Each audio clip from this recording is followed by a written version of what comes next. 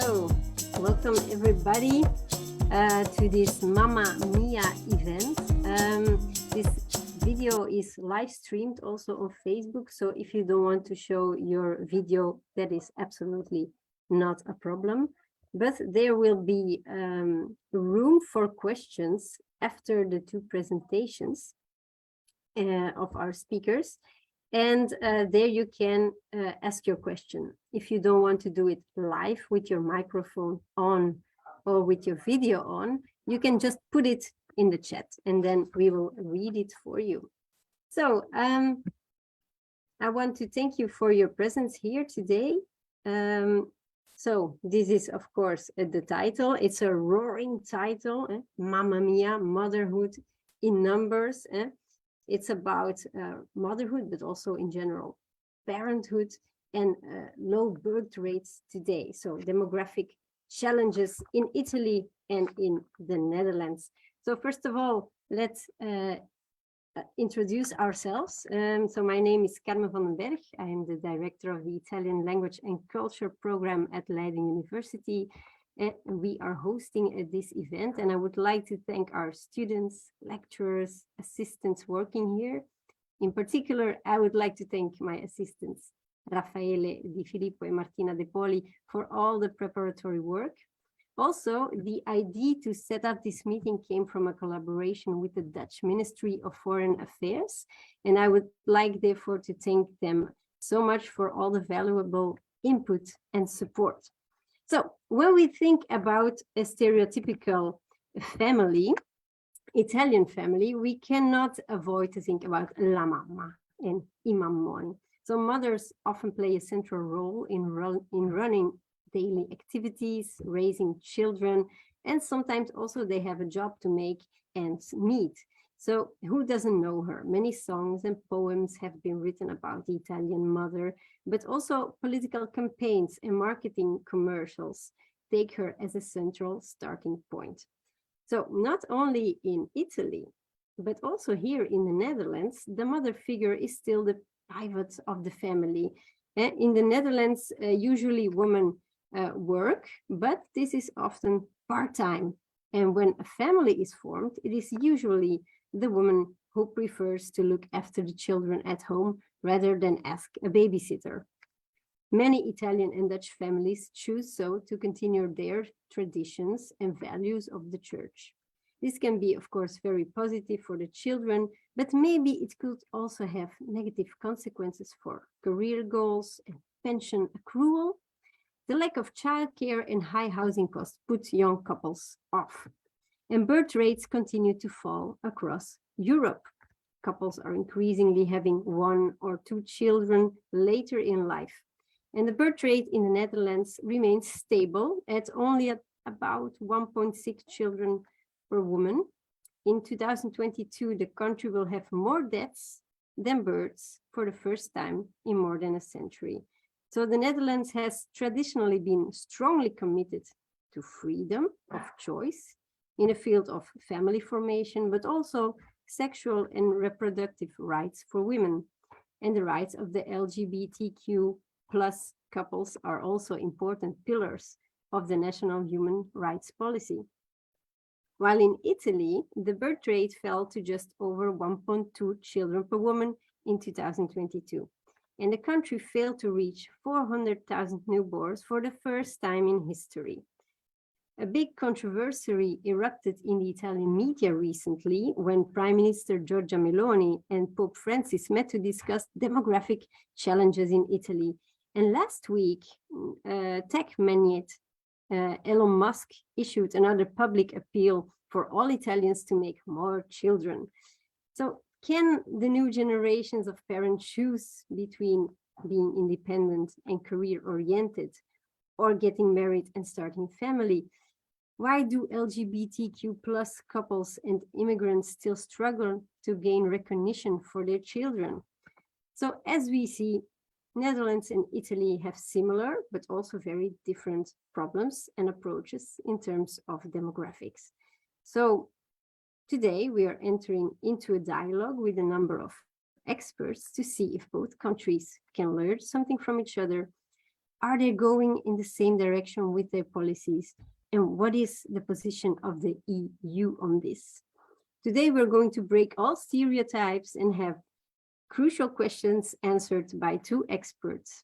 Professor Letizia Mencarini, she's a demographer at Bocconi University. She will first explain the Italian perspective, and then we go to Dr. Maria Vliek, anthropologist and researcher at the Dutch Social and Cultural Planning Office. She will explain the Dutch situation to us. This all will be seamlessly strung together by our Jarl Van der Ploeg, who you may know from previous editions. It is a well-known Dutch journalist and Italy expert. He often works as a cultural mediator between the Netherlands and Italy for his position as a news correspondent in Rome for the Dutch newspaper De Volkskrant and the Belgian newspaper De Morgen. Before entering into journalism, he studied history, Italian and journalism at the universities of Groningen and Bologna. He wrote numerous articles about Italy. He also wrote a book, Wegens Vakantie Gesloten, on cultural differences between the Netherlands and Italy. So as a foreign correspondent, Jarl has covered news events in 25 different countries, but his main focus has always remained on Italy. He is therefore the right person to introduce us today to this topic. And welcome, Jarl, welcome everybody, and welcome to our two expert speakers. I will now leave the floor to you. Thank you, Carmen, and welcome everybody. Great to see you all here at this third edition of Italy Today, as Carmen already mentioned, organized by the Dutch Ministry of Foreign Affairs and the University of Leiden.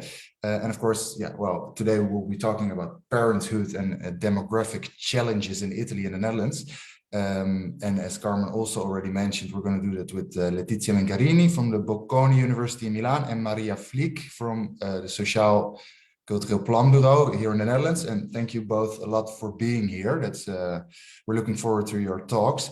And my own name is, of course, Jarl Van der Ploeg, and I will try to moderate everything and make sure that all the questions you have and that can be typed in the chat shall be addressed. Well, Carmen already said it. I'm a journalist and a columnist working for the Volkskrant, which is a big quality newspaper in the Netherlands.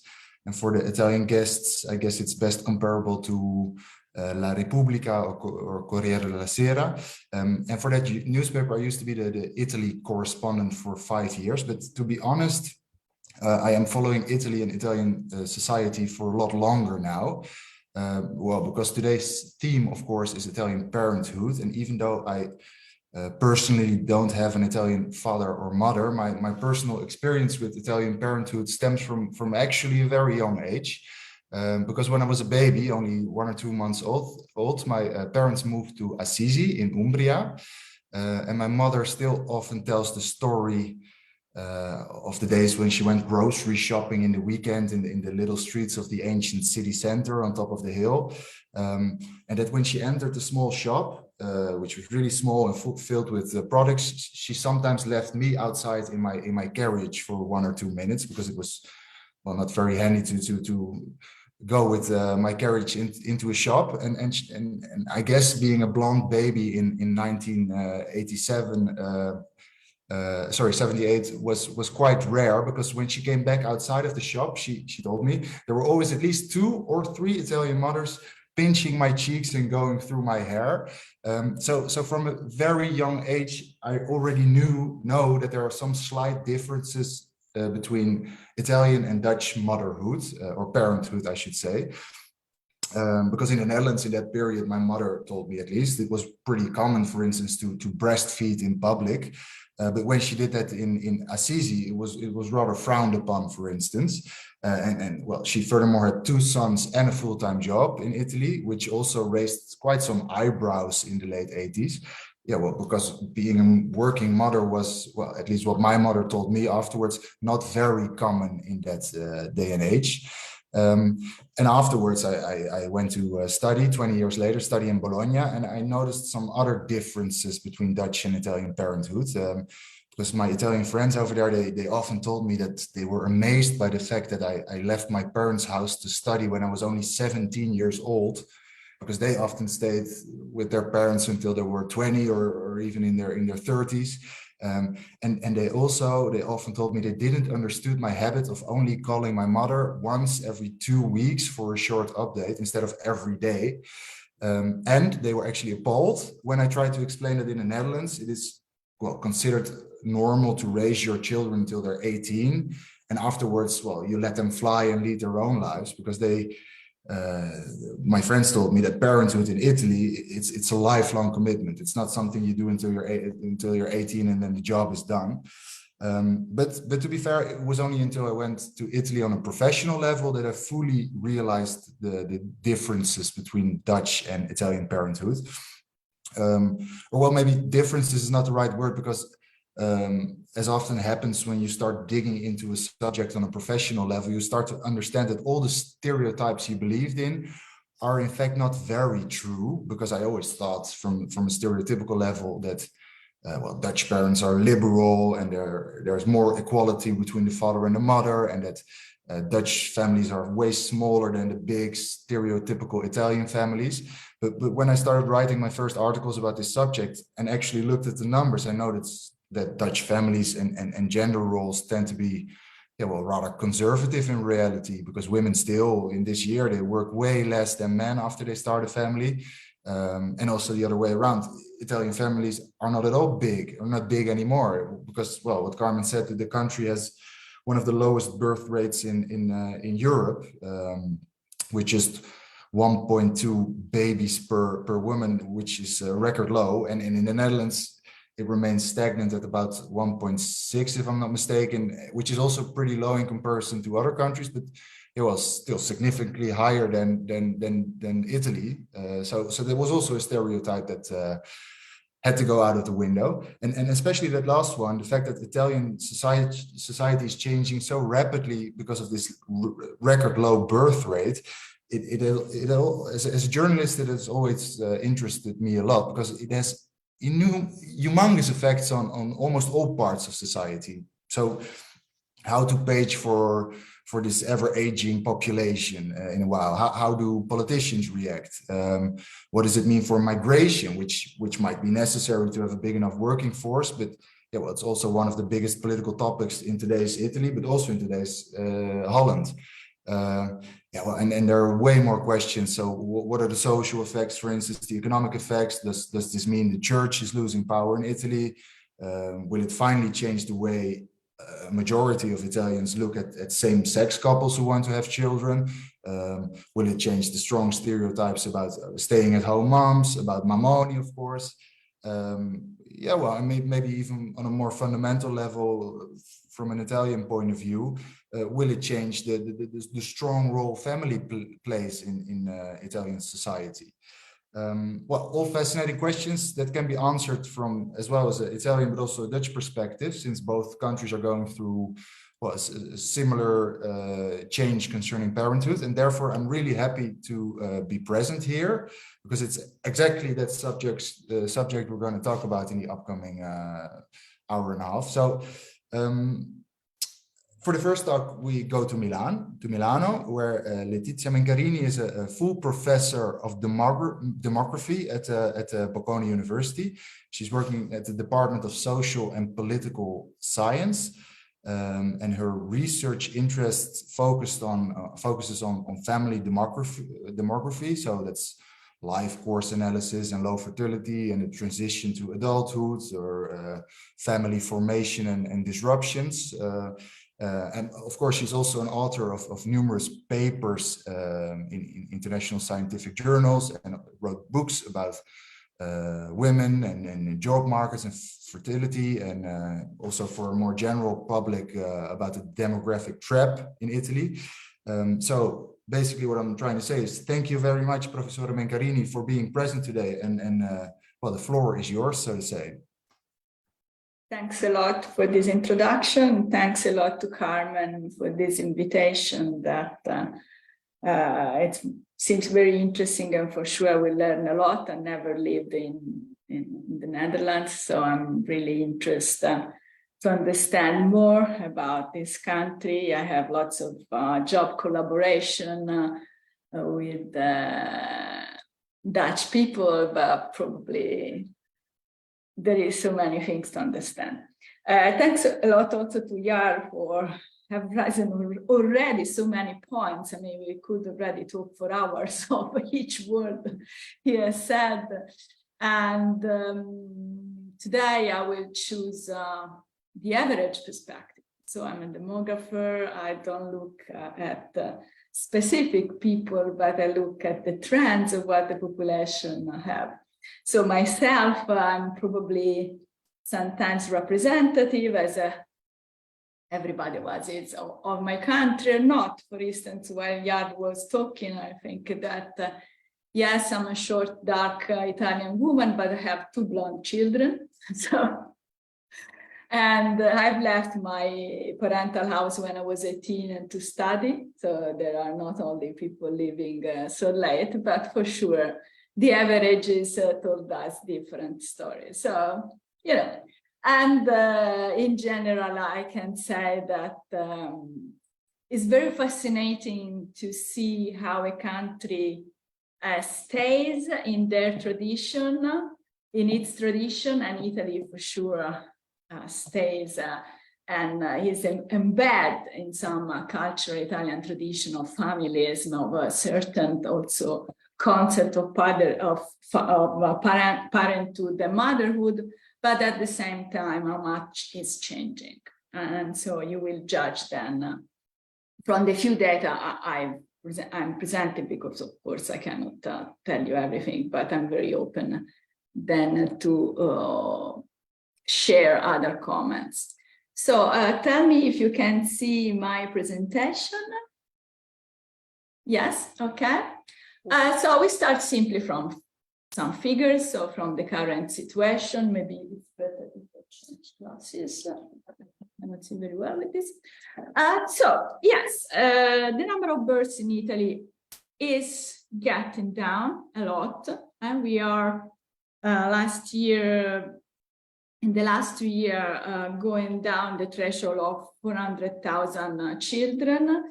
These figures doesn't mean much if we don't compare it to what happened in the past. For instance, during the years of the baby boom, after the 1960s in Italy were born more than 1 million children per year. So this gives you the idea on how much this new generation are smaller compared to the older one. And this is consistent with the fact that we have fewer and fewer children, but also later.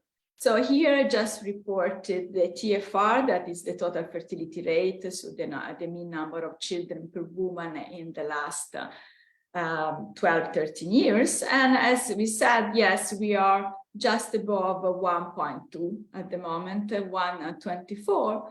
But what is interesting, I think, is the graph on the right part of the screen, where you can see the last 20 years and where the blue line, this mountain, represent the fact that at a certain point during the first decade of this century, actually, there was a small recovery of Italian fertility. But then, after the years of the Great Recession and financial crisis, Italy started probably to enter in what is called now the time of uncertainty. And this is, of course, a time that it doesn't seem to stop at the moment.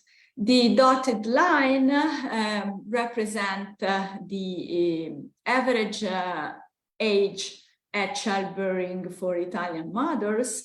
And the trend is clear that it's going up and up and up every year. And in fact, in 10 years, we have 12 years, we have passed from just above 31 years to more than 32.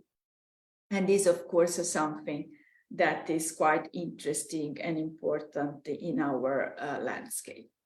However, it's also very important to go a little bit back in time. So in these trends, you can see both these indicators that I have already shown. So the number of children on average, the TFR, that is the blue line, and the numbers to read on the left column, and the age at childbearing. So we can see that actually low fertility in Italy is not anything new, but it dated back almost 40 years now. In fact, it's from 1977 that Italian fertility is below the replacement level. That it means that the generation of children does not substitute the generation of their parents. And it's from a few years later, 1984, so just in 7 years, fertility at that time went below 2 first and then below 1.5 children per woman. And this threshold has never been retouched in the history, in the recent history of fertility. So we can say that low fertility is really, really important, also because it's now been there for such a long time. And these are, okay, the points that I wanted to indicate. I also put some comparison with Italy and Netherlands. I think some figures that have already been quoted. The green line here showing the last 12 years for Italy, for Netherlands, and the red line for Italy.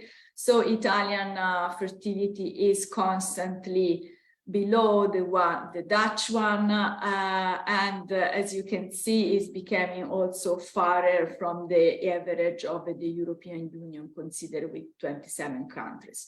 However, it has been said that the Dutch one is quite stable. Well, if you look at the long trends, there have been also some sign of decreasing. However, the effect post-COVID seems clearly positive in the Netherlands compared to Italy.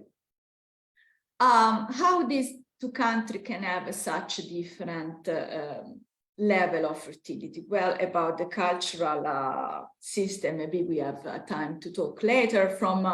From a numeric point of view, first and foremost, the childlessness, so the number of women that conclude their reproductive period without having had any children is higher in Italy than in Netherlands. So it's 17% for those born in 1970, and 22% in Italy, and actually for the last generation, childlessness in Italy is even increasing.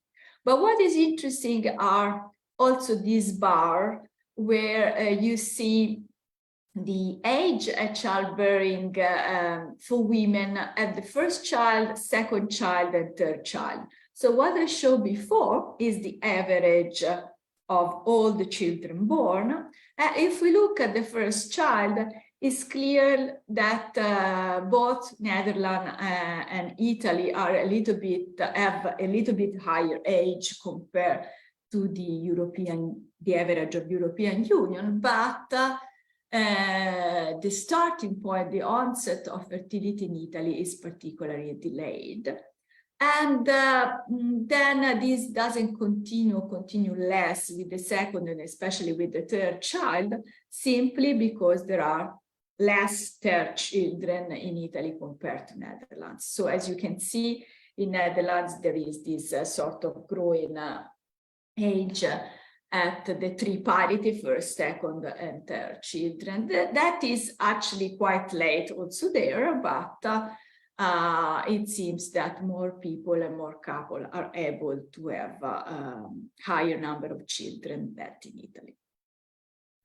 So what happened in Italy and what is the consequences of this low fertility? So in the last years, we have called this situation demographic trap. Why? Because there is not only a low fertility intended as few children per couple, but it's the fact that low fertility is really decreasing the number of births and is really decreasing also the population. Because there is a trap, there is a vicious circle from the few children in the past that then after the generation became less young people and less potential parents, and the few young people or potential parents now, they will become less children, young people in the future. And this, in addition to the fact that there is this idea of future uncertainty in Italy, is creating a situation that is for sure complicated.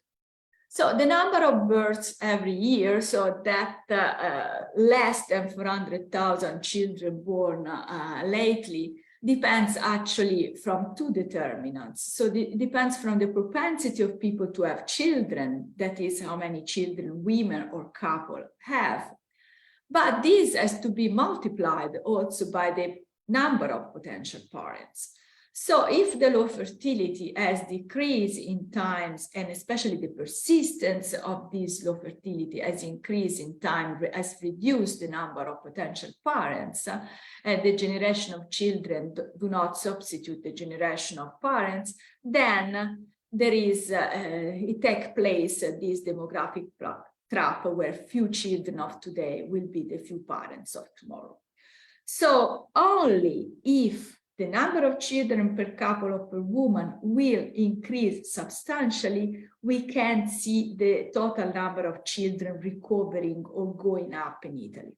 Otherwise, year by year, in our newspaper, in our journal, they will only talk about decreasing births. But we need to consider that these decreasing numbers has this past root. And to change it is, of course, more complicated now because of this mechanism. And in fact, since the baby boomers, the women born during the 50s, 60s are now getting out the reproductive ages, actually are already get out from the reproductive ages, in the next few years, it's quite easy to forecast that the number of women will decrease in Italy and will decrease also substantially. And this, of course, will affect the number of children born every year, independently by the level of fertility. That actually, we don't know if we go up or not. There are no signs for the time being, but with this mechanism, we produce less children. So what are the consequences of the low fertility and why there is lots of attention to that? We could say that Italians are more environmental friendly because they produce less children, they consume less, and probably at global level this can be also true, but at local level and within country, of course, some disequilibrium across generation, at least in the short, medium term, can create some problems, for instance, to the public accountancy and to the pension system. So this is the age structure of Italy up to now. And the first one is pyramids, was almost the pyramids in 1961. But if we look at the far right pyramids, now we see a sort of wine flask for Italy with this basis that is reduced year by year, and this bulge that is currently still on working age periods, but that will soon go up on the retirement ages. So what has created lots of attention is first and foremost the fact that after having reached the peak in 1915, almost 61 million of people, then in the year after, the population started to decrease year after year. And in fact, the last figures talk about a population of below 59 million. You said that in the Netherlands, currently is the first time that you have more births than deaths. This is well known in Italy since a long time, but was more than overcompensated by an immigration rate that it was very positive, but that now is not able anymore to compensate for this imbalance between death and birth. And so we can forecast, of course, here the figures, farther we go and more uncertain they are, but the idea is that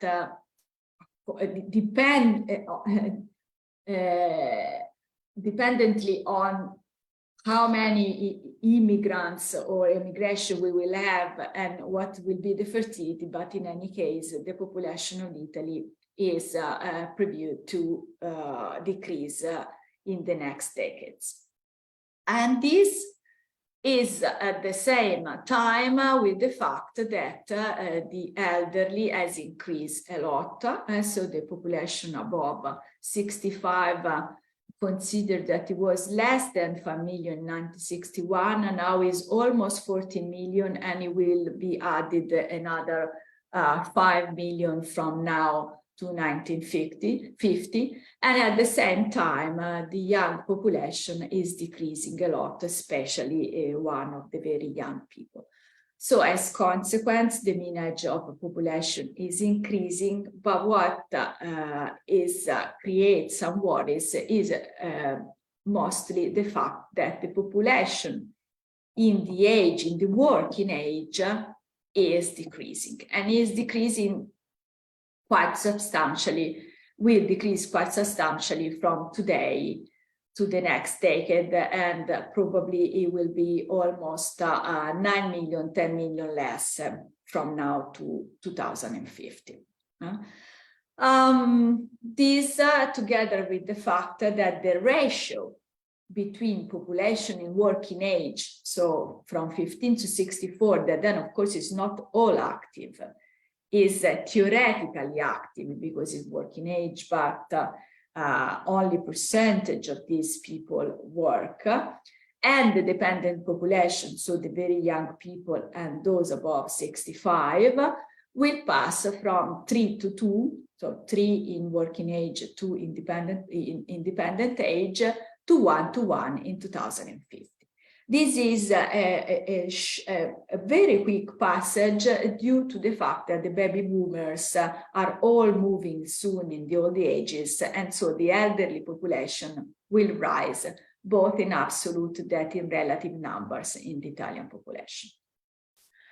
And this, of course, create some concerns, at least for the economic situation of the country.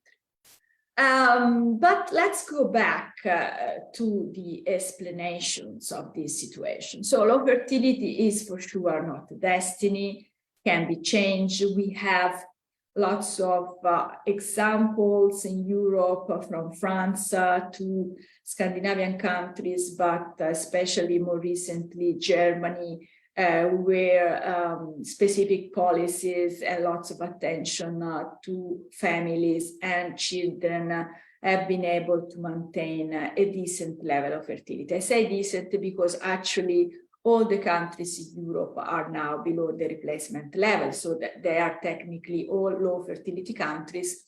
But of course, there is a difference between a country that has 1.2 to a country that has 1.8 or to a country that has 1.9 or 2. Of course, we should also mention that there are countries in the world that have even lower fertility than Italy, and these are, for instance, South Korea or Singapore, where fertility has even gone below 1 child per woman. So why fertility is so low in Italy? Probably we could talk for hours about that. I just say a few points. First and foremost, what we usually say is that in Italy there is an high gap, sorry, I forgot one age, high gap between desire and realized fertility. So there is a sort of a met needs, a met desires for fertility among Italians. And why is like that compared to other countries that they seem to realize, to be able to realize more their desire of fertility? Well, one point that is usually mentioned is low gender equality and all gender mortality, but also the fact that women work too much at home, so they do lots of unpaid work and not enough paid work. And of course, for the men is exactly the contrary. So the gender roles are changing in Italy, but very, very slowly. Then there is all the idea of Italian families, so the fact that the generations are very linked to each other. They are helping each other a lot, but this creates also, let's say, lots of situations and lots of needs. So sometimes family pretend to have a certain condition before to be ready to have to make the step to have a child. Then, of course, there are direct and indirect costs of children in Italy that might be higher than in other countries. Direct cost is for sure higher in terms of lots of, for instance, goods for children, but also the allowances to family for children are not very high. There is a new wave of this in the last 2 years, but there haven't been any for so long time. And then there are all the indirect costs of family work reconciliation that it seems particularly difficult in our country compared to others for the lack, for instance, of child services. Then there are new categories of explanation that are uncertainty and resilience or lack of resilience of the Italian population compared to what has happened from the Great Recession up to COVID-19 pandemic and so on. So what I want to say is that where women work less, that is typically in the southern of Italy, we don't have more children. Quite on the contrary, is where women work more, that is in the southern northern region of Italy, that fertility is slightly higher. Of course, it's a relative measure, but this is quite important because this black line that you see is a direct relationship between number of children and employment rate. So it means that working and income for family is important to have children, and the relationship that it was typically negative in the past in Italy, it stays as such only in the southern of Italy. So this is probably a prejudice that some Italians have, that if women would work less, we would have more children, but it's clear that it's not like this anymore, even in Italy. Then we can say that I just report a title of a very famous article about Italy by Massimo Livibacci, that it was titled "Few Children and Too Much Family." Well, also this, it's probably not like this anymore. The number of marriages are decreasing year by year. Here, of course, you see the big drop of the COVID-19 pandemic, but the trend is quite clear. As is quite clear, the percentage of cohabitation on total unions that is increasing year after year. That is now around 18%. Marital dissolution is also going up. You can see this jump in divorces simply because the law changes from separation to divorce from 3 years to 1 year, but the trend also, this is very clear. But on this circle, what you see, the black line is the number of births that we have already seen decreasing. But this dot line is the percentage of children who are born in Italy out of wedlock. This is something very impressive because this percentage was well below 10% at the beginning of the centuries, and this means that in the last 2 decades, the way of forming a family and having kids in Italy is changing profoundly, because now almost 40% of children is born out of wedlock. And this is particularly a behavior of Italians or mixed couple, but not of foreigner, that actually they are more traditional of Italian themselves. So of course, in Netherlands, this percentage is even above 50%, but for a traditional Catholic country that has the Pope being in the middle of the country and that they have still this idea of tradition is really something revolutionary. And I think that nobody was expecting this. So young people are changing, they are behaving differently from the previous generation, but in the number of children. So that it remains still very low, and it continues the tradition. I want also to mention briefly what was the impact of COVID-19 pandemic in Italy. So this is a complicated model that we have done with some data and published with the first data of COVID, and we see that Italy is one of the countries where significantly the pandemic had the negative influence of the number of children, while in Netherlands is almost positive. It's not totally significant because the line is on the zero.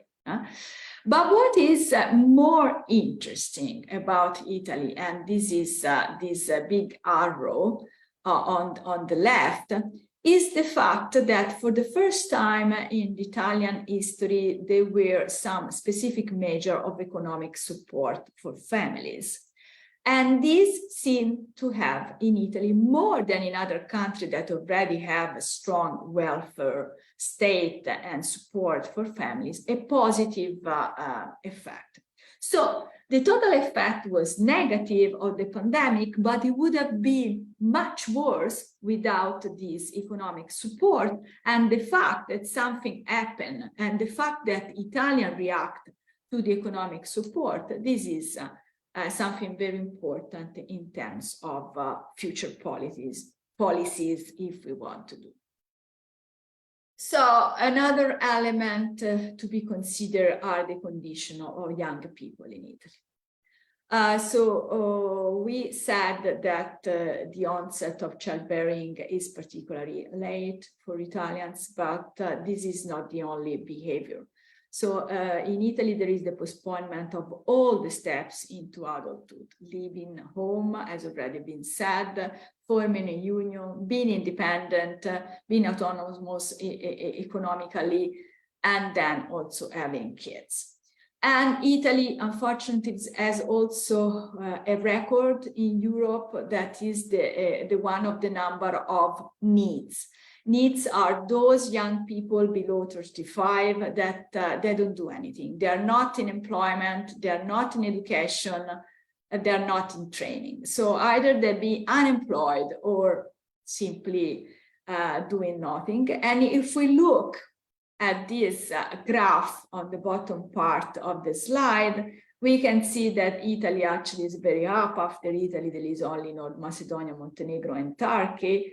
Whereas in these regards, the Netherlands, that here is written in Italian, Olanda, is really the best country in Europe, where young people participate more also in the economic system, and so they are probably economically autonomous earlier, and they can decide about their life and about their family formation earlier.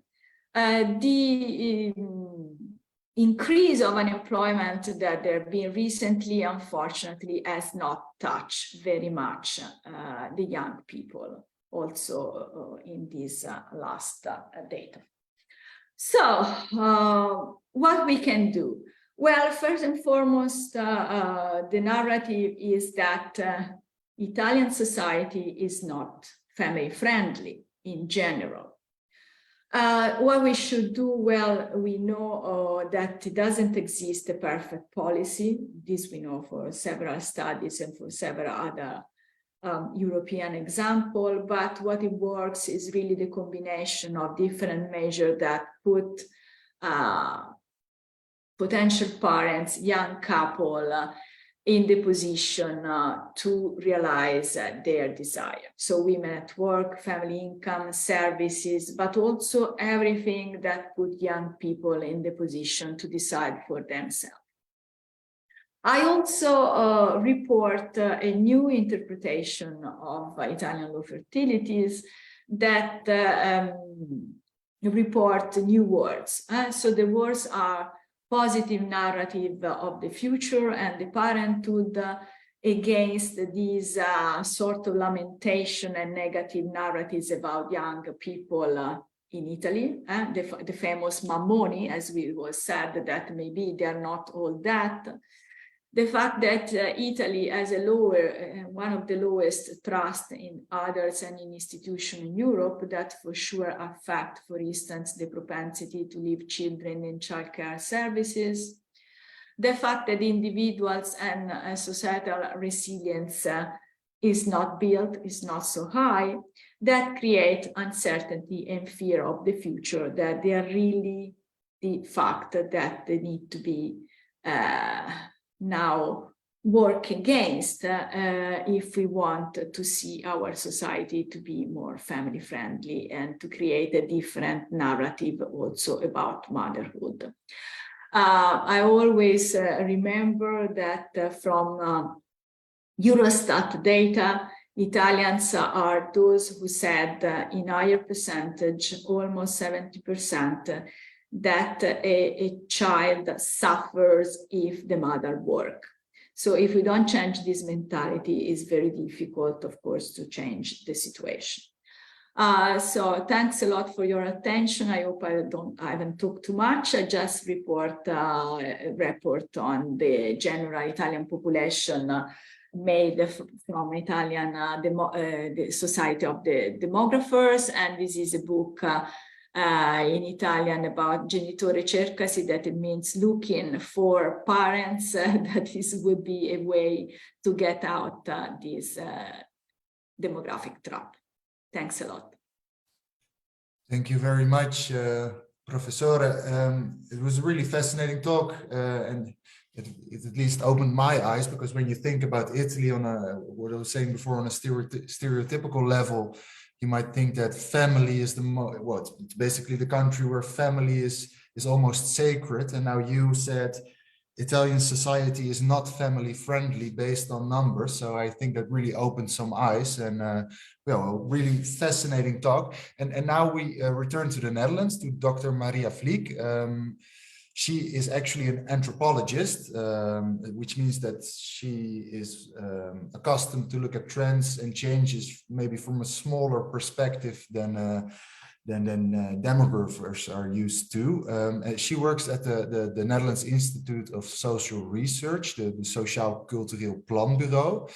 And her personal research focuses on how policy interacts with the daily life of people, and specifically gears towards participation and social inequality.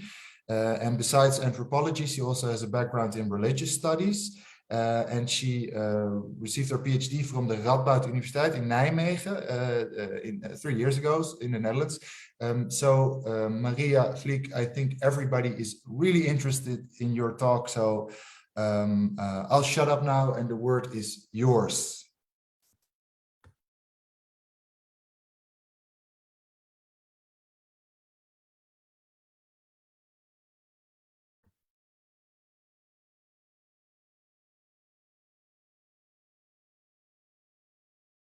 Can you see now my presentation? We can see your presentation and we can hear your voice. So that's the perfect ingredients for an interest. Fantastic. Thank you very much, Jarl. Thank you, Carmen. Thank you for the invite. And Letizia, thank you so much for your very interesting talk. Indeed, I'm not a demographer, I'm an anthropologist, so I will basically walk you through the Dutch situation from a slightly different perspective, but I hope it will be interesting nonetheless. So I want to give a bit of an overview today about work and care in the Netherlands, specifically when it concerns parents of young children. Now, this is a very particular perspective, and it's not the only one, because of course we've got the life course where considerations about work and care are also made, but in this case we're looking at quite a narrow situation. Because SAP, we've had a long tradition of researching that combination of work and care. So I'll just give a little insight into the recent work that we've done. And this study really is about the experiences of parents of young children, specifically mothers, and I will focus on that a bit more today because of the theme of the meeting here today. So I've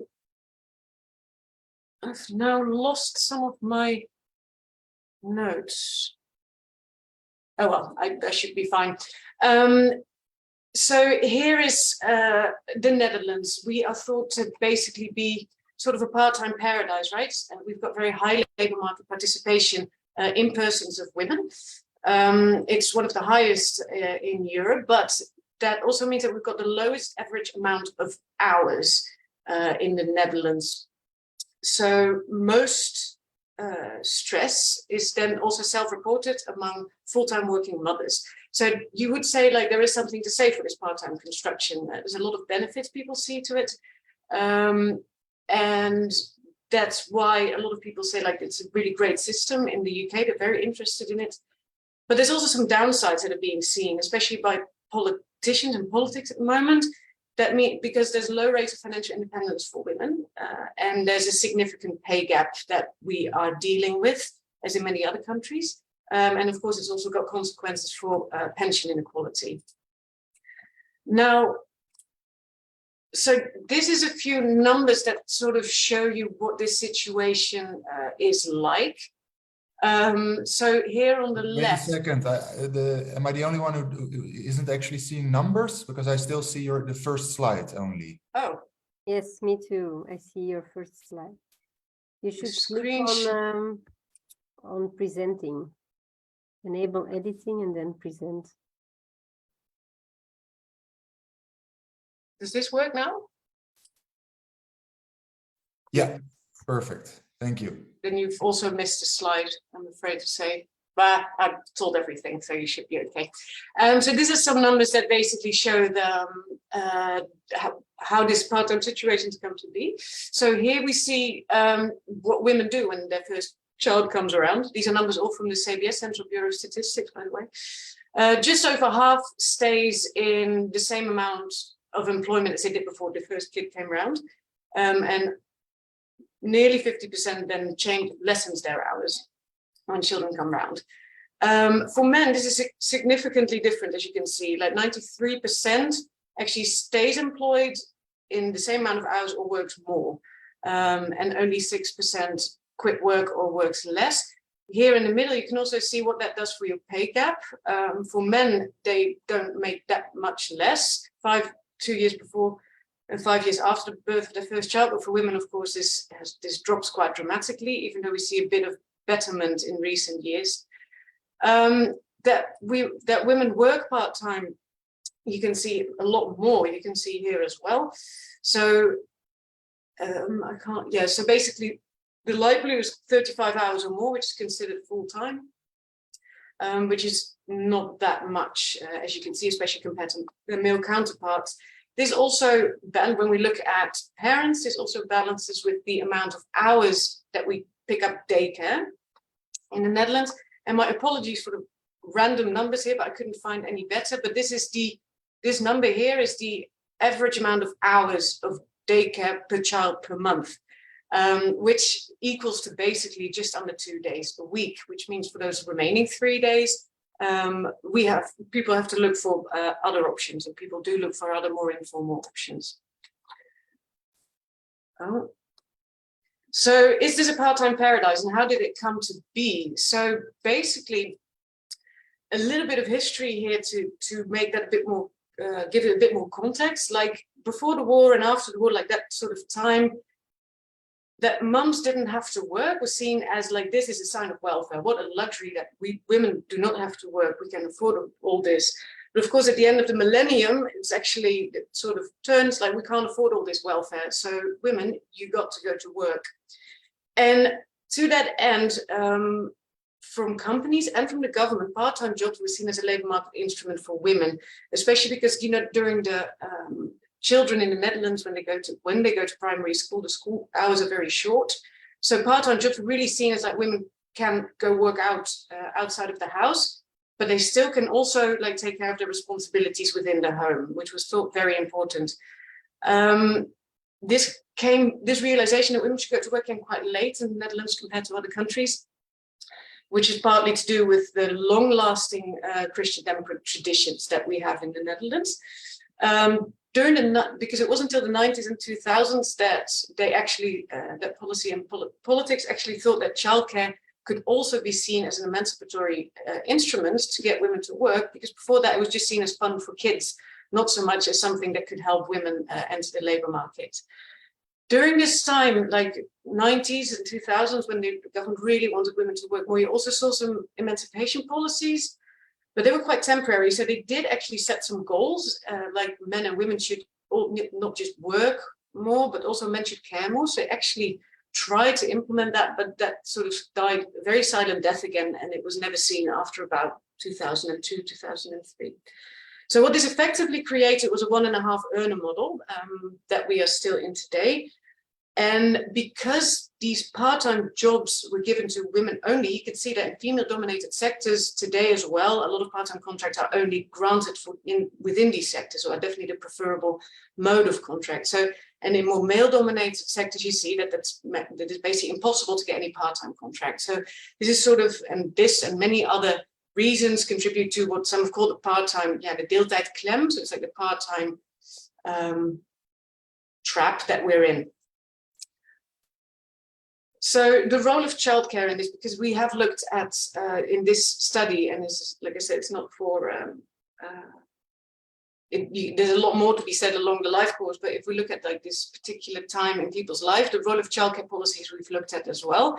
So a brief little summary of childcare in the Netherlands. So like I said, in the 1990s up until 2012, it was great investments, like a lot of places were created for children. And these changes also included privatizing the entire daycare system in 2005, along with, for the first time, central legislation. This also went hand in hand with income-dependent subsidies for working parents. So it was really a demand financing of childcare.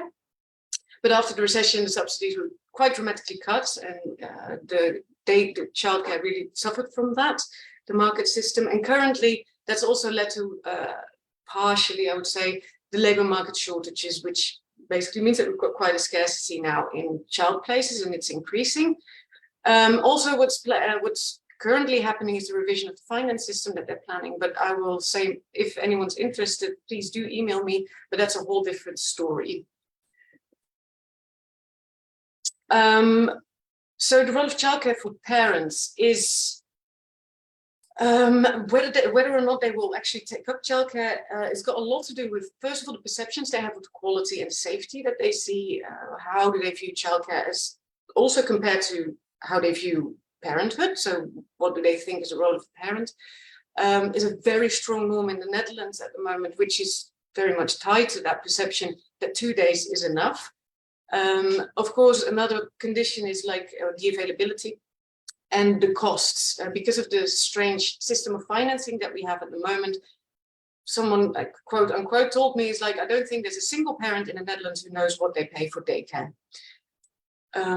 So it's quite not a very clear finance system at the moment. So that's sort of from policy side. Now, there's a few things that happen when it comes to working women.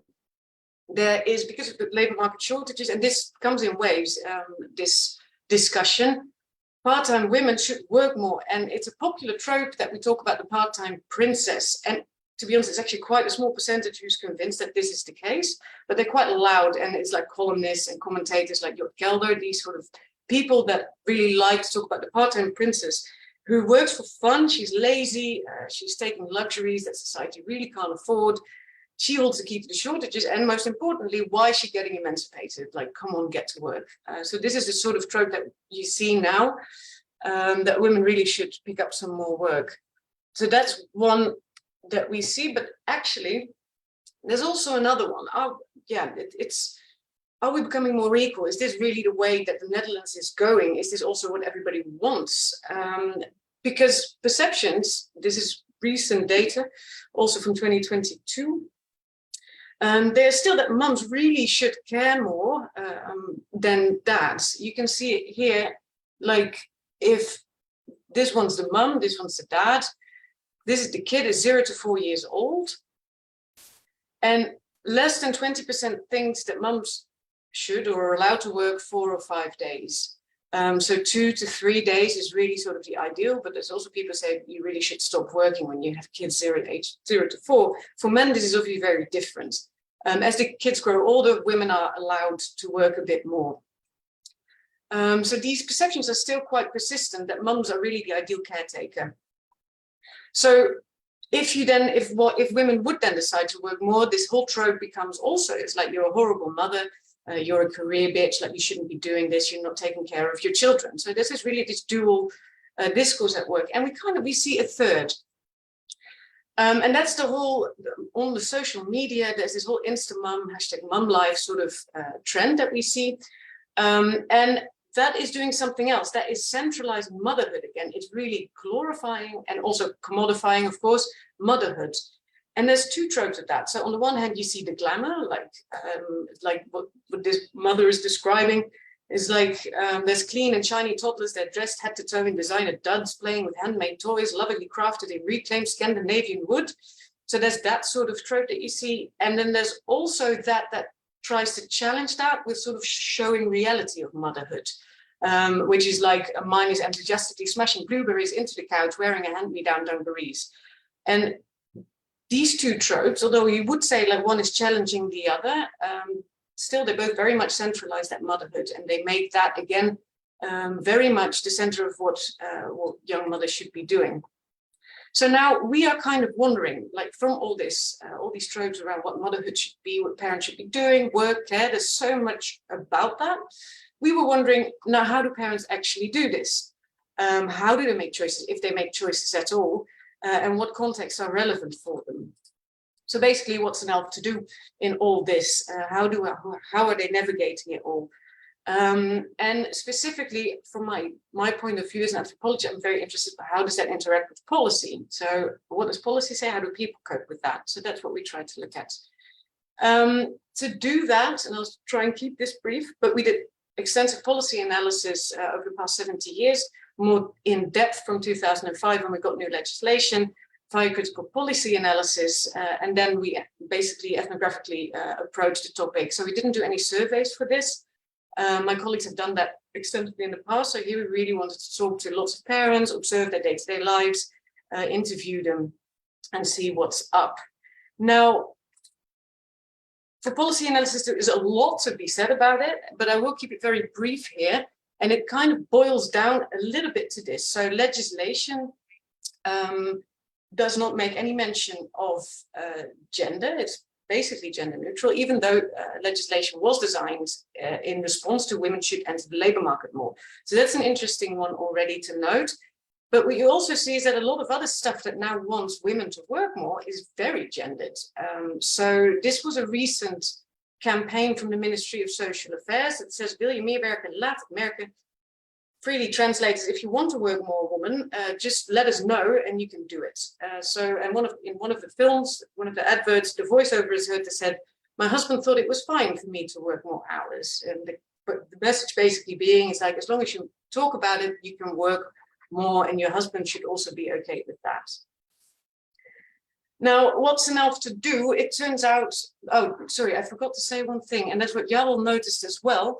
Central to all this legislation, but also these sort of campaigns and how the minister talks about it as well. And I think most liberal governance today, in even not just in the Netherlands, but Europe, is free choice. freedom of choice is absolutely central for within the Netherlands, that parents can decide for themselves how they do it. But so you should be free to make your own choices, but there is a sort of a preferred choice, right, to be made, because the campaigns like this obviously push for more work among women. So that is quite a central point, because what's an ELF to do? What we did to have a look at how people then actually make these choices, if at all, about work and care is do an ethnographic decision tree model. Methodologically, it's not very interesting, but basically you can distill how people make their choices. And I do apologize for the Dutch. I haven't had the chance, because I'm not very good and technical this way. This already took me a lot of time, but to also translate it. But basically here what you have, it's like the ideal that you have. And for men and women, this starts basically for women even more, but starts when is formed when the career starts, so not when children actually come around. And it's sort of informed by your own upbringing, your parental examples, whether it be good or bad. It's by very much experience, societal norms about gender, work, care, like some of what I described earlier. It's also the related policy developments, your financial potential, the perceptions of childcare, as I said, your spouse, how are they looking at things? And once you've decided like whether you want like not to work at all, whether you want to work part-time or you want to work full-time, people start to consider, is it worth it? So it's not necessarily an objective idea of can I afford it? But it's like, do I find it worth it, this balance? So that's the financial. And then decisions come about like availability, desirability of informal care, of formal daycare, is it there? And if that doesn't really work, people have to adjust their expectations again. So this sort of shows, this sort of shows that it's a lot, it's not just a free choice, to be fair. People don't just choose their hours of work. It's depending on a lot of factors whether they can. Because I haven't even mentioned here, like what I mentioned before, like the employers, is there even a part-time contract available? So that's basically the takeaway from this. So here is a few considerations and sort of automations about how gendered all this stuff is that happens. All these elements, they carry some gendered stuff in them. So one mom says it's like, if I work, I'm a bad mother. And if I don't work, I'm a bad example. Now, she's so torn sort of between responsibilities of paid work. Like she was really so into her child, thought that even taking financial responsibility is framed as in being an example to her kid instead of financial responsibility for her child. So for her, that was really like the catch for her. So it was quite a difficult decision. And number two is also very common. You see, it just wasn't worth it. The cost of daycare did not balance out with my salary. This is also a mother, and this is quite a common one. It shows a few things. It's like the cost of childcare most of the time are balanced out against her salary, not a combined salary or his. And it shows, of course, that there is a pay gap that reflects this, but it also shows that this is a self-fulfilling prophecy, this pay gap, because if women then start, because they earn less, it makes more sense for them to work less when daycare is more expensive. You see, it just becomes a self-fulfilling prophecy. And the third thing this quote, I think, shows is that no matter what, women are still responsible for, even if they start working, to then be responsible for organizing alternative care. Another one is like, that shows also the perceptions of daycare is luckily we did not have to bring the eldest one to daycare, which is not for everybody because the perceptions are definitely changing. As you can see here, it's only like, it's only this green percentage that think that for babies, like daycare is bad, and that is getting less and less. So these, I don't have trends, but we do know that the perceptions are getting more positive at the moment. Having said that, that's fragile, the perceptions of daycare and whether people think it's good for their child, because of quality, and there's a lot of information, like a lot of news articles at the moment and signals that the quality is going down. There's a lot of incidents in daycare because of the staff shortages. It's a very delicate balance whether people will continue to find daycare positive for their children. So then number 4, I thought I could keep going as usual after the child was born. I just felt so guilty for not being a good mother. it kind of shows that, like, if you're working, it automatically mean that you're not a good mother at all. And number 5, so I'm a bloody feminist and I've still become the default parent. And this shows a mechanism that is more broadly observed, that even if you say at home, I've divided it, women and men say at home, we've divided it equally, and that's how we want it, it's 50-50. Your surroundings make you something, even though you don't see yourself that way. So it's the famous example of the daycare only calling the mother, not the dad, or the grandparents just taking, like, putting responsibility on the mother, even though it's actually the dad. So that is sort of the mechanism that you can see there, that it's not just up to women or mothers to decide who they are. I will briefly say something about this. When we put policy next to how people experience this, is I think the central thing is that policy really wants people to make choices, and that people are free to make these choices, and then sort of make the right choices at all possible. Whilst what we know is that choice is actually not that free at all. There's not being said that there's no agency in people at all, but it is very bound by all sorts of financial normative gender norms, the availability of daycare, mental, physical health, your informal networks and all that sort of stuff. What sort of immaterial value of work and care do you place, do you attach to that? So that is, I think, a very strong mechanism that policy should really realize. And when it comes to gender, you see an absence of gender in formal childcare policy. So that's really childcare policy. Emancipation policy is obviously very different. That very explicitly addresses women to work more. But both of these combined basically make that the pressure is on women only. And that obviously carries some risk with it. And in reality, of course, we see that all these experiences around organizing life is very much gendered. The finances are gendered, like how all these things that I mentioned just now, that all got a gendered aspect to it. The choices are made before the children even arrive, especially by women. The finance salary, the division of care is gendered. There's the part-time discourse. There's also like the availability of different contracts to men or women. And there's then what we see is the entrance, like the revival, I would say, maybe, of intensive motherhood on, for example, social media. So basically, to conclude, the part-time paradise in the Netherlands, I think it's rather contested. There's part-time jobs, or the 1.5 earner model. They were very much actively encouraged, right, by the government and also by companies, but now it proves to be quite stubborn to get out of it. Politics really wants women to work more hours specifically, because it's not so much about getting women onto the labor market, it's really to increase their hours. But it's proving to be rather difficult. Politicians hail that freedom of choice very much in these debates. Women should choose what works best and all that. Yet we've seen it's not that easy and not that natural. People are not that free to choose what they want. They're very much bound by all those norms, finances, availability, desirability, all that stuff. And all that stuff is also very gendered. So I think one more thing before I say very much thank you. I've spoken about men and women in this talk alone, and I very much realize that that is not the natural and only formation that families have. It's just that it has, presenting this, I know it carries the risk of recreating that discourse, but I do want you to know that SCP has also done a lot of research into LGBTQ couples and what we can learn from them when it comes to gender inequality, equality, and those sort of things when it comes to family formation. So thank you very much. Thank you. Thank you so much, Dr. Vliek, for your really fascinating talk as well. And to the audience, you can raise your hand if you want to ask a question, like the digital equivalent of raising your hand, if it works in Zoom as well, or type a question in the chat and I'll read it. But first, Maria, I have a question for you, because of course we were talking. Well, this entire day is called Mamma Mia, which has a specific focus on motherhood. And you mentioned yourself the part-time princess debate, which is often,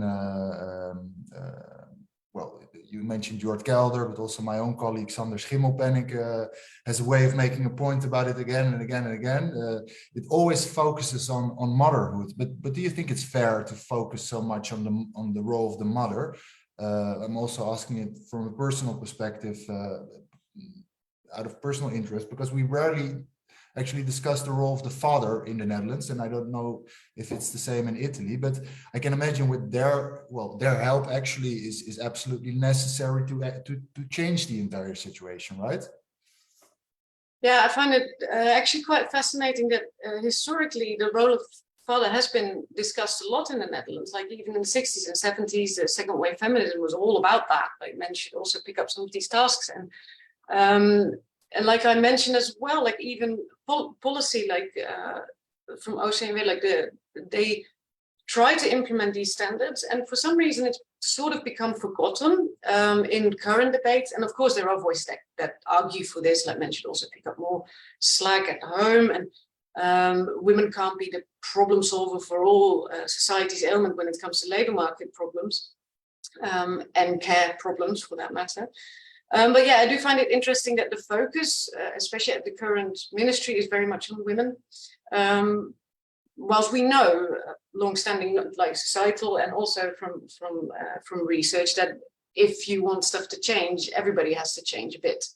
There's only so many hours in a day, and I also think that the focus is very much on this. And again, this research does the same. It's very much on this certain age. It's like when daycare and childcare is available. But of course, these choices, or even if they are even choices, they're made way before. Like young women, if they choose an education, like vocal education, that decision is already made for them, whether they get a part-time or a full-time contract if you're not careful, right?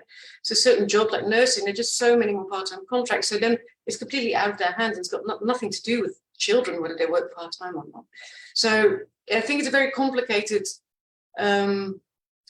issue, like what the role of the fathers should be. I think it's there, but it's not only there. So it's also employers, it's policy, it's everybody has to sort of pick it up. And yeah, if we want to do something about the part-time trap. And Professor Mencarini, is that the same in Italy actually, that when these discussions about parenthood, the low birth rate, the low fertility rate, is this discussion always focused or mostly focused on the role of the mother? Is that the answer to the solution of the problem? Well, for sure there is a tendency of that, but more and more fathers are considered important. We have had small improvements on the legislation following the EU directives on, for instance, creating some compulsory fatherhood leave after the birth of a child. That this, of course, could change the mentality and help couples to understand that at least in some part the role can be interchangeable.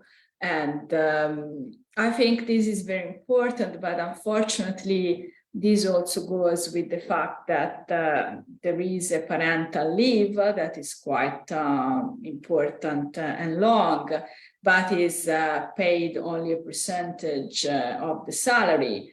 And since there is a high gender pay gap in Italy, of course, if you have to renounce to 70% of one of the income, it's much easier to renounce to the one of the mother. So in a sense, I also reading now in the chat something about that. Yes, of course, there are not, I mean, personally, I'm not in favor of pro-natalistic policies. I'm in favor on allowing people to make their choices without having too many constraints. So first and foremost, we should create conditions for young people and also young men and women. I mean, it depends also which kind of gender equality we want. If the model of gender equality is the masculine one, that women need to work so much and need to stay, for instance, a long hour at work, like it has happened, for instance, in Japan and South Korea, then this doesn't create much space for parenthood in general. If the idea of gender equality is towards a more feminine gender equality, that it means that men could, for instance, participate more to childcare, and the job market and the time schedule of the jobs can be adjusted, for instance, on family needs, it would be easier. But it's not something so easy to realize.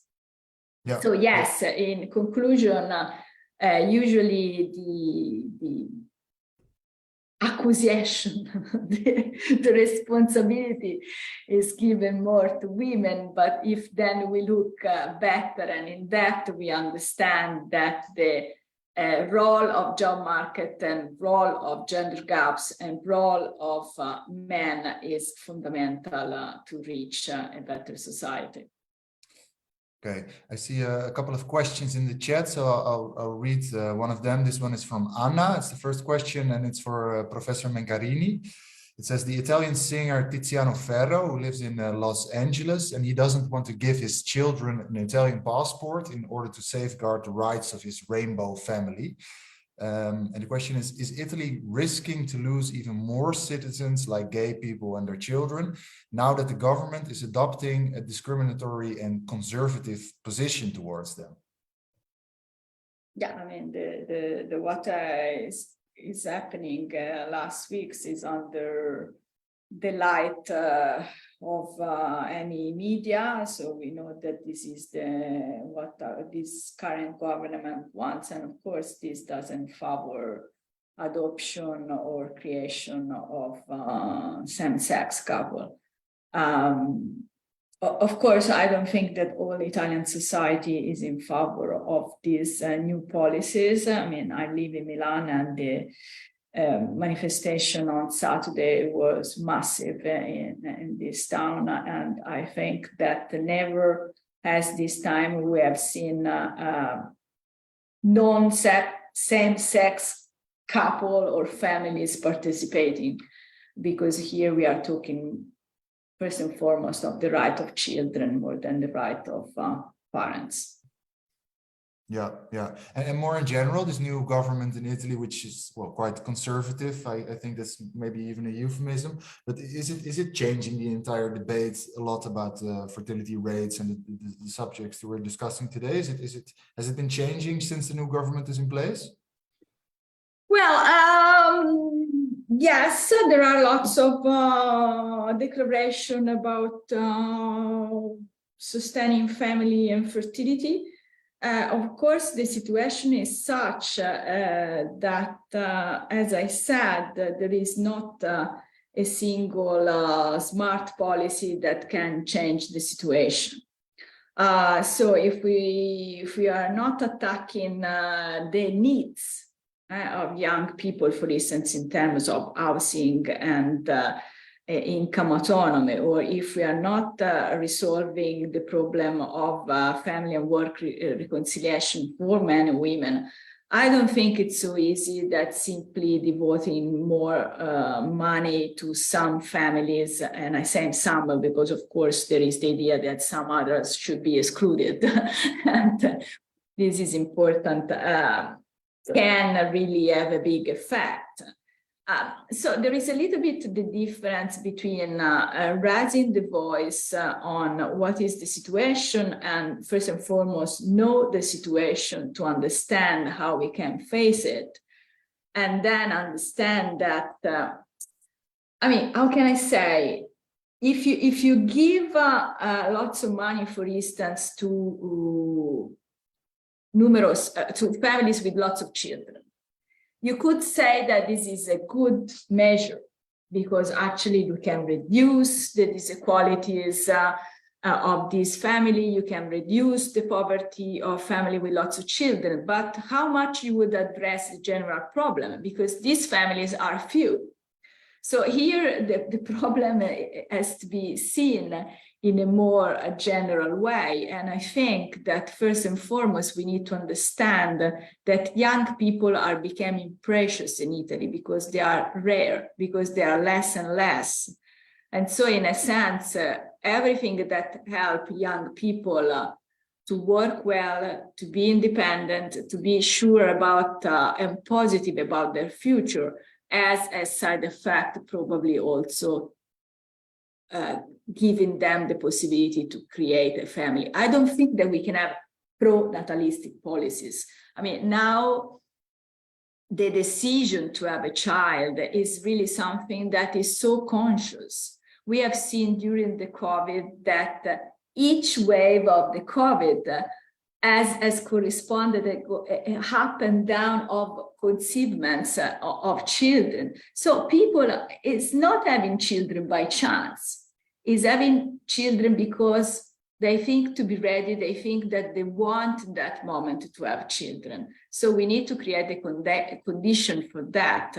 And it's not only giving a few €100 to families or to those who already have children that I think it's easy to solve the situation, even if it can be right to give money to children. I mean, but it's fascinating, huh? Because even Berlusconi started with it, and of course Salvini mentioned this baby bonus. Meloni now with the Pope. Politicians keep giving out this or trying to fence with this baby bonus, but in fact it's not really helpful on a demographic level, actually. Well, for sure not as Berlusconi did, because Berlusconi was saying about this baby bonus and then actually was giving money to someone who have already conceived children, because then the government were changing so quickly that, I mean, what is clear, for instance, in France is that family policies are so stable through the years, so stable through the governments that people can count on them. They know exactly what they can expect if they have one child more, or if they have, or if they can their condition. In Italy, actually, there is also in front of the policies a uncertainty, because what was there last year has been then removed from the new government. So there is not a consensus on what to do. And this creates uncertainty and is not a good thing for the effectiveness of policies. Yeah, I understand. And I see a lot of more questions in the chat, but just one more general question, because we're of course talking about birth rates and fertility rates, and in the Netherlands it's about 1.6 per women babies, and in Italy it's 1.2. What actually is a healthy birth rate? What would be an ideal situation, just for my understanding? Is for me the question. Well, there is not an ideal situation. I mean, for a long time, the ideal situation was considered a replacement, because it was the situation where generations were replace each other, and so the relationship across generation was stable. I mean, now it's considered unhealthy to have such low fertility, because it creates such quick disequilibrium across generation, and in particular across among the fact that those who are retiring, there are really so many more than those who are entering the job market.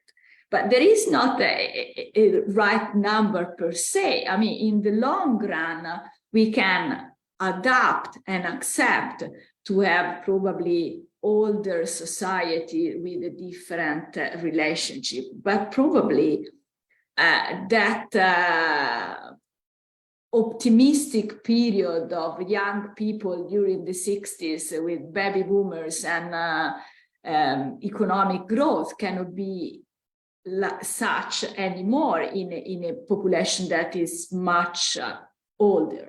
So we need to understand that if a society changes, also the needs and the economic situation of that society is changed. But the world is changing. I mean, and the trend of the world is to becoming grayer and grayer. I mean, towards a less increase of the population and a more elderly. But if this mechanism is too quick, And the difference between 1.2 and 1.6 in the aging is substantial.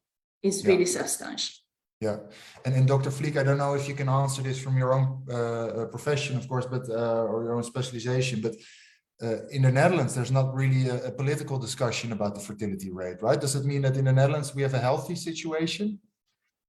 That last bit I can't answer, but no, there is no political discussion about the demography at the moment. I saw one question in the chat as well referring to this.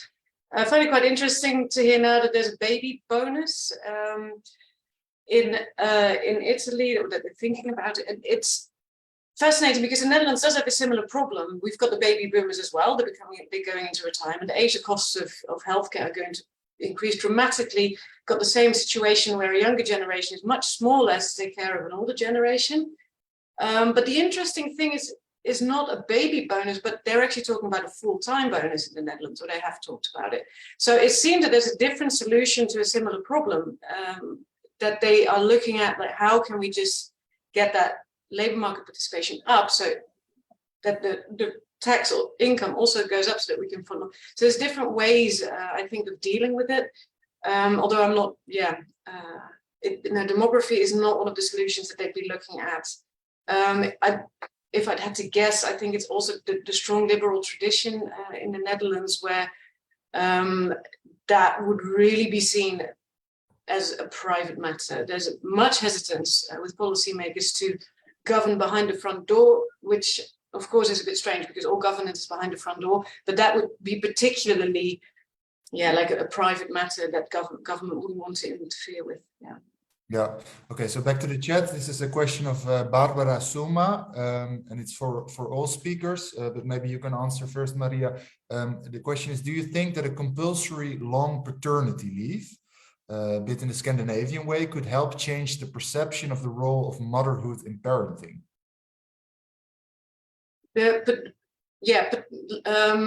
Parental leave is a very interesting one, especially in the Netherlands, at least I can speak for. Considering it in combination with childcare policies. So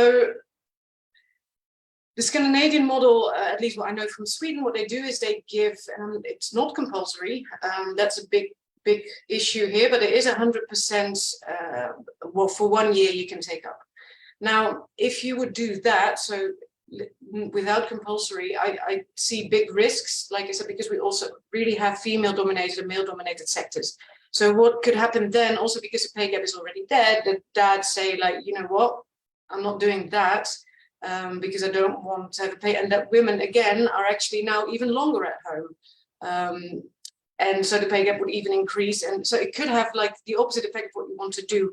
Now, make it compulsory, you would have to get what we call in Dutch, the polder around the table of employers, of employees, of the government. They all have to agree that everybody could take a year off paid. And that, I think, is quite, it would be, if you combine it with childcare policies that would, for example, be completely free childcare from the age of 2, then you could start thinking about these things, but it would require major reform. And I'm not sure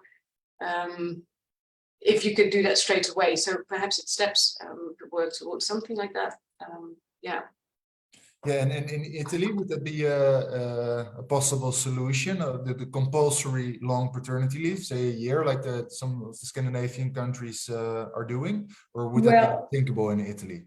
Of course, the reaction every time there is this discussion is there are no money for that, and that it will cost so much. So there have been some calculation and simulation how much this will cost. Even for a few more days of compulsory, now we are really a few days of compulsory paternity leave, but it will cost a lot. However, of course, yes, this would be very important and will create a big difference. And there are ways we know to implement it in steps. And one is already here. There is the fact that the parental leave, if in a certain proportion is taken by fathers, then it's becoming longer for the couples. So there can be incentive also for couples to have the leave taken by fathers. The problem is that if not remunerated at high proportion, the incentive then is collected only by, for instance, public servant or equal income couples, and these create a percentage of takers that is very small. And the situation at the moment is this one. Yeah. Yeah. Okay, this is a question from Martina De Poli. It's for Professor Mencarini. What do you think is the most efficient way to boost demographics? And do you think people shouldn't be given extra incentives in terms of making a family? Do you think the government, well, we already discussed this a little bit. Yeah. Yeah, what's the most efficient way to boost demographics? The most efficient way would be invest lots of money, understanding that it's not an expense. We are not spending money, so it's not a cost, but it's an investment.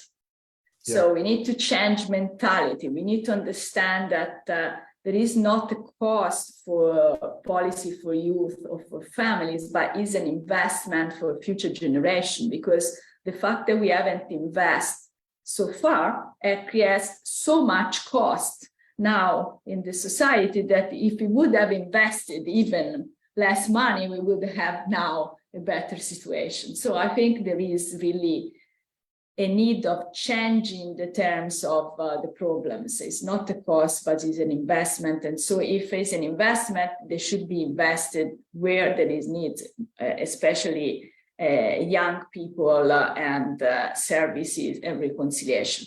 Then, of course, we should also remember that, unfortunately, in the next decades, this should go together with the fact that this mass of elderly in the Italian situation will be a big weight for families. So what we call the sandwiches, women of the sandwiches generation risk to be really even worse reality in the next decades if there is not also a system for care of elderly that is adequate to the mass of people that they will reach a certain age. And with the age, unfortunately, even if the condition of living are better, even if you live longer and healthier, there are more needs for healthcare and also for help within the family. And this is a double problem that, of course, is very expensive in the short run. Yeah. Yeah, there's of course another solution. I'd say give all the migrants who come to Italy a passport, and then you have a huge working force. But that's maybe another discussion. Could help. Could help. We should save that discussion for another version of Italy Today. Here's a question from Antonella Genovese for Maria Vliek. It says the Netherlands are not often associated with the maternal figure, and instead it appears that many women in their 30s chose to stay at home for their children, abandoning ambitions and careers, also making themselves vulnerable because they're dependent of their husbands, etc. How can this be explained, and why don't Dutch feminists speak up enough about these issues? First of all, it's quite a small percentage that completely stays at home, that stops working altogether or never works. It's quite small. I can go back to the graph. I think it's under 10%. So that it's not that many. By far, most women work part-time. So what you do see is that there is a decrease in hours when children come. Now, why is that? I think I explained a fair bit of it in my, like I said, it's got a lot to do with the norms that we have around motherhood. And we, as say the Netherlands, there is still very much the idea that mum should be there at home. And there's this trope of being at home at 3 o'clock when the kids come home with a cup of tea and a cookie to talk about how the day was. I think that image to stand around the schoolyard to pick up your children, I think that's very strong. So why do we choose to work part-time? There is a combination. So first of all, like I said, there is a lot of part-time contracts available. which is like grown historically this way. Second of all, there is a system where the schools have very strange times, which do not really cater for parents to have full-time jobs. Like someone has to pick them up. And then there's the perceptions around daycare, which are far from very positive in general. And so there's this sort of accumulation of why women work part-time and why they choose, I hesitate to use that word, but why they actually start working or reduce their hours when children come. So 1 in 3 is financially not independent in the Netherlands, which is high. And financial independence means that you make full-time minimum wage, which is roughly around 2,000 euros before tax. So that standard is actually, is high, low, you can think of it what you want, but that is the financial independence. And I think, I think that sort of explains why we have the part-time situation. Like how you say is that women in their 30s choose to stay at home for their children. That is a very limited amount of women really that do that full-time, yeah.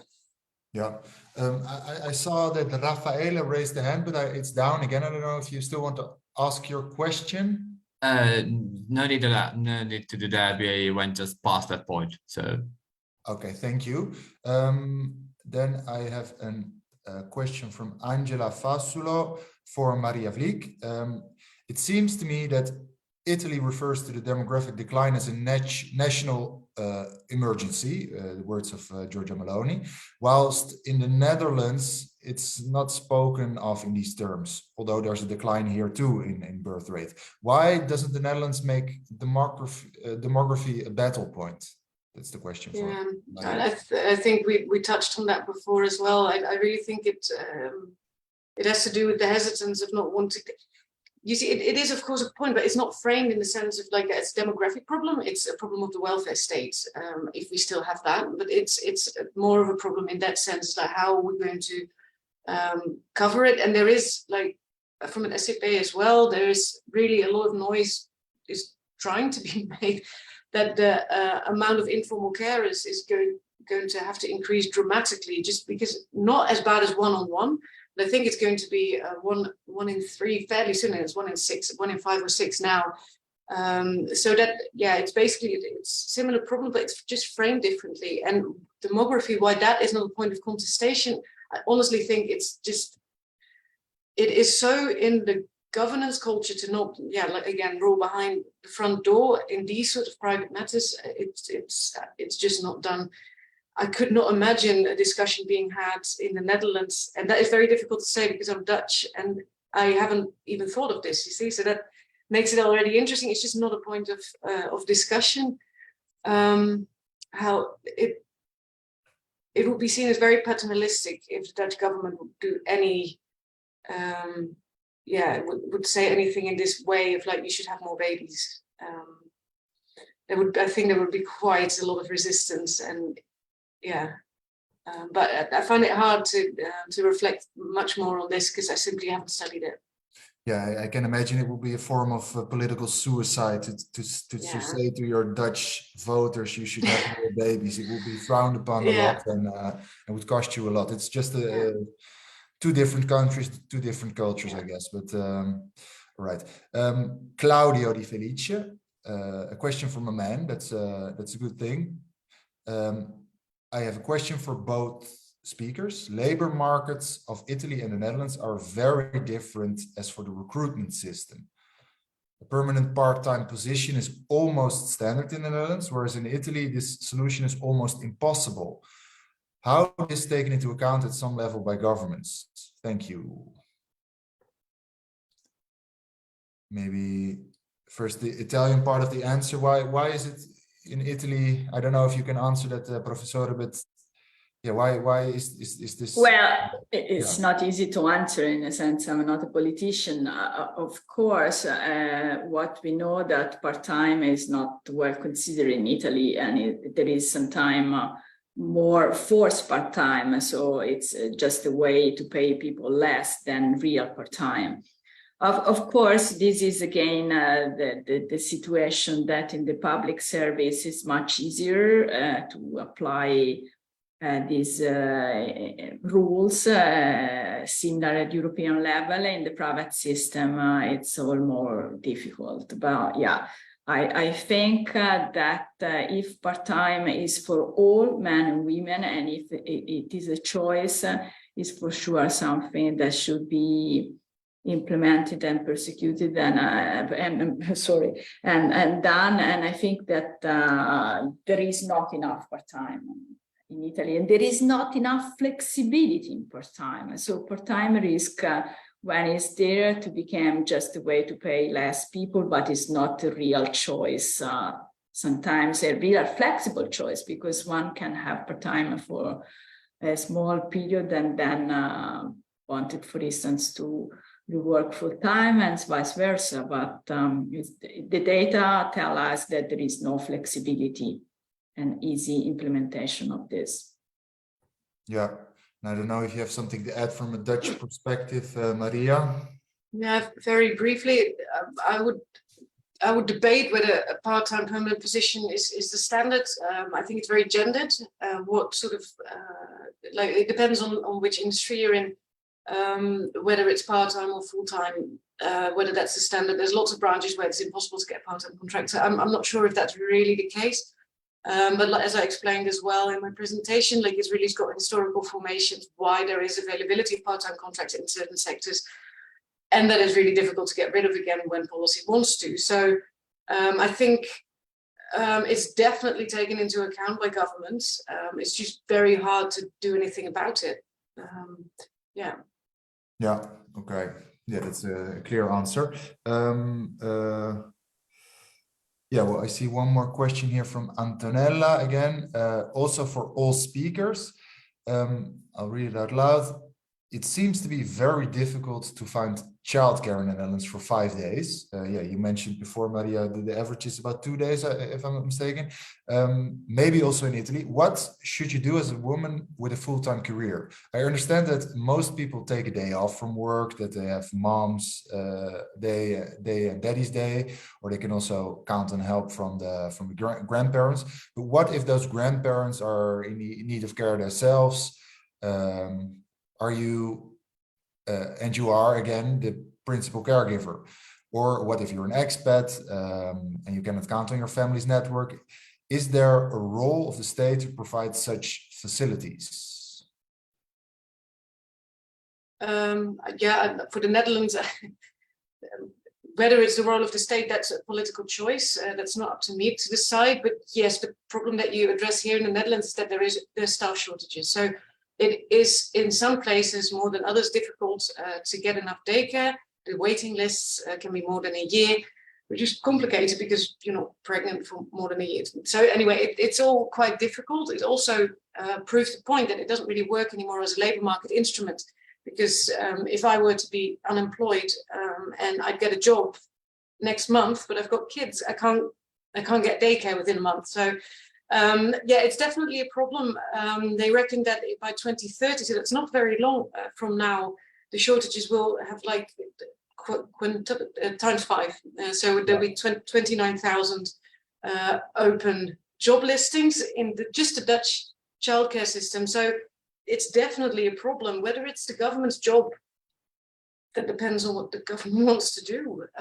You see now that companies are picking up the task. Because they just need, that's what happens when there's shortages, of course. Companies are offering now private childcare to their new employees if they can't get it in the regular system. So yeah, that is a question of responsibility, and I don't have an answer to that. Yeah. And Letizia, Mencarini, you also mentioned this in your talk before, also on a trust level. That's some women don't trust. I think that historically there's been also a problem of demand of childcare in Italy, but I think this is something that is only partly there at the moment, and so there is really a shortage of childcare. Of course, private sector and firms can do something, but no not enough, because in Italy the structure of firms are small firms, so they cannot necessarily create childcare in the place of job. So I think that the public sector should be or incentivize also private. It's very, very important. Yes, I mean, answering to this question is true that, and the data said that if you have parents close, or if you have more money to pay private sector, the fertility is higher. So this is another step towards these equalities. And my fears is that also having children will become a privilege of those who can pay for services or can have the right situation for it. And of course, what there is written in this question that this can be difficult with grandparents and etc. is also true, because the distance through generation became wider.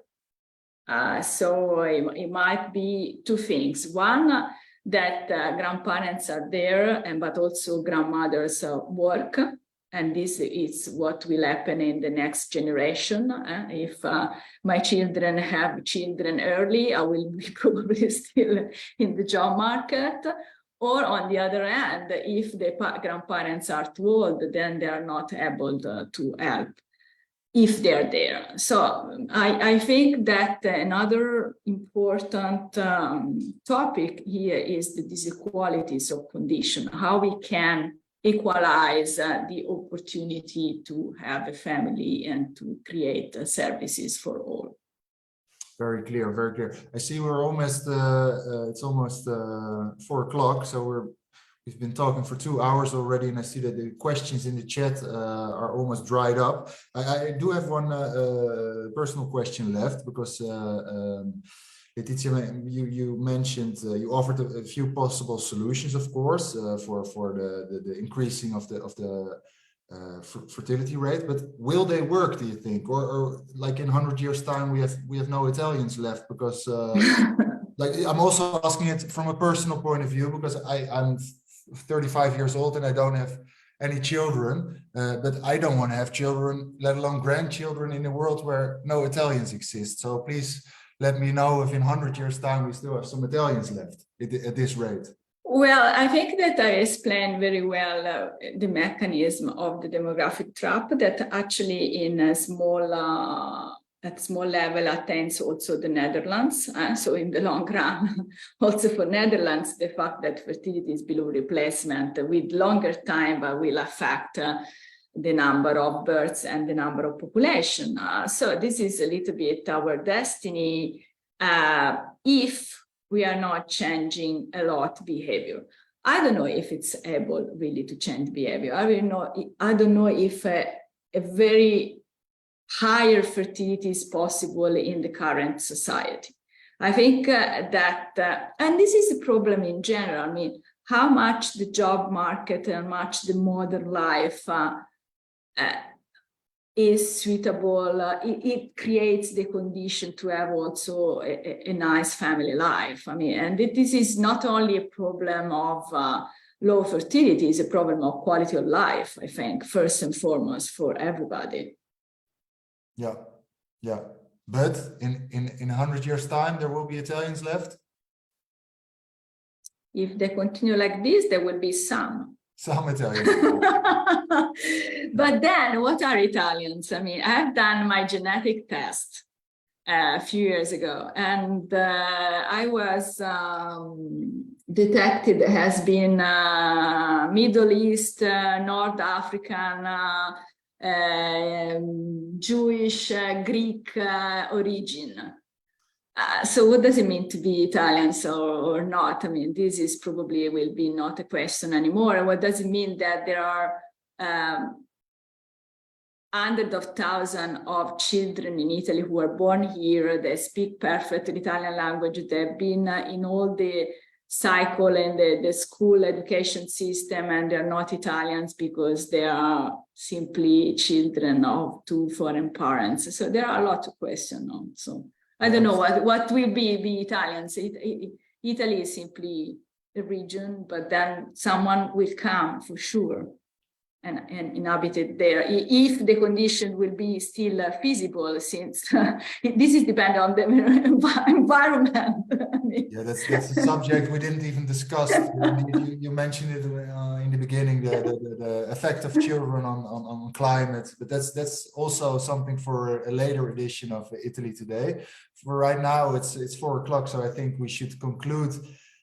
And I really want to thank you both, Letizia, Mencarini, and Maria Vliek, for your really interesting, even fascinating talks and the numbers we saw, your presentation. It really opened my eyes, and I want to thank you both for that. Really, also everybody who participated and asked really interesting questions, and of course Carmen van der Bergh for organizing everything. Thank you very much.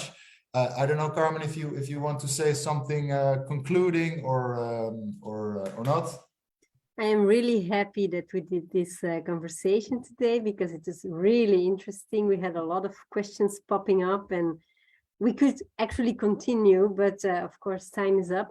No, so I just want to thank you all for being here. Jarl, thank you so much for having done it very professionally with the questions in the chat and with the speakers. And of course, many thanks to Professor Letizia Mencarini and Dr. Maria Vliek for their time and for their sharing with us their insights. And many thanks to everybody in the chat, and have a nice day. Bye-bye.